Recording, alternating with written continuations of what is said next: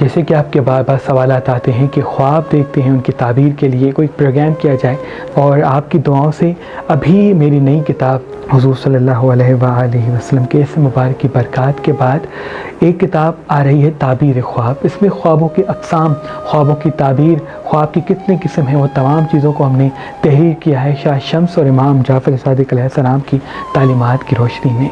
वो किताब आपके लिए बहुत ही बेहतर साबित होगी। इंशाअल्लाह इसी महीने में हम इस किताब को पब्लिश करेंगे। आज मैं आपको बताऊंगा कि ख्वाब की कितनी किस्म होते हैं और नींद की कितनी किस्म होते हैं। सबसे पहले हमें ख्वाब को समझने के लिए पहले नींद को समझना पड़ेगा। नींद की किस्म इमाम जाफ़र सादिक़ अलैहिस्सलाम ने 4 फरमाए हैं। एक वो नींद जिसमें हमारे हवास एक्टिव हों, यानी सोते तो हैं लेकिन आसपास की बातों को हम सुनते रहें और जो कुछ होता है इसको महसूस करते रहें, तो इसको गहरी नींद नहीं कहते और इसमें आने वाले ख्वाबों की ताबीर नहीं होती।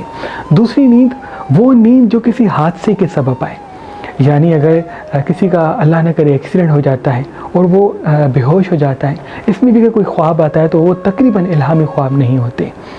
तीसरी नींद वो नींद जिसमें इंसान के हवास कुछ लम्हे के लिए इंसान के वजूद से कट हो जाएं, यानी आप ज़ाहिरी दुनिया से आपका ताल्लुक़ ख़त्म हो जाए, आप इल्हाम से जुड़ जाएं, आप तसव्वुफ़ से जुड़ जाएं, आपकी रूह ज़्यादा हावी हो जाए आपके जिस्म पे।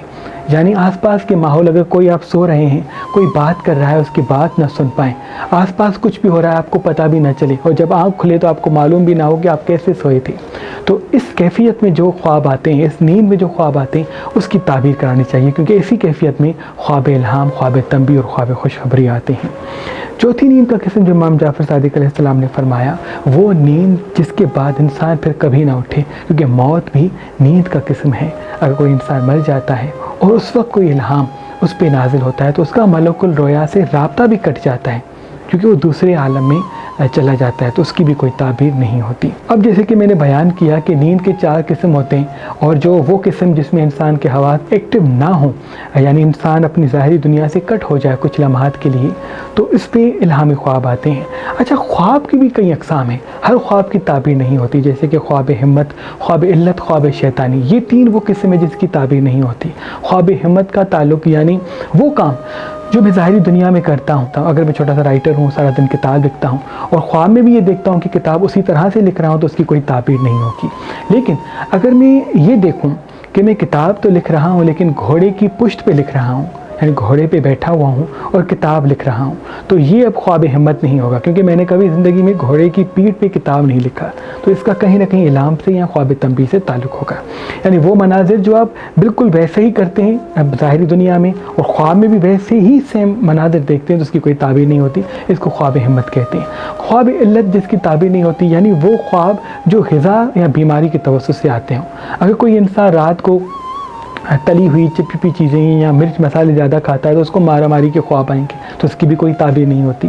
या कोई इंसान ऐसा है जो खाना खा के फ़ौरन सो गया, उसको ख्वाब आते हैं, और फॉर एग्ज़ाम्पल उसने खाने में क्या खाया, अगर दूध ज़्यादा पिया है, दही ज़्यादा खाई है, तो उसको सब्ज़ चीज़ ज़्यादा नज़र आएंगे, बागात ज़्यादा नज़र आएंगे, तो उसकी भी कोई ताबीर नहीं होती। यानी खाना खाने के 2 घंटे 2.5 घंटे के बाद इंसान सोता है और फिर कोई ख्वाब देखता है, तो वो इल्हामी ख्वाब हो सकता है।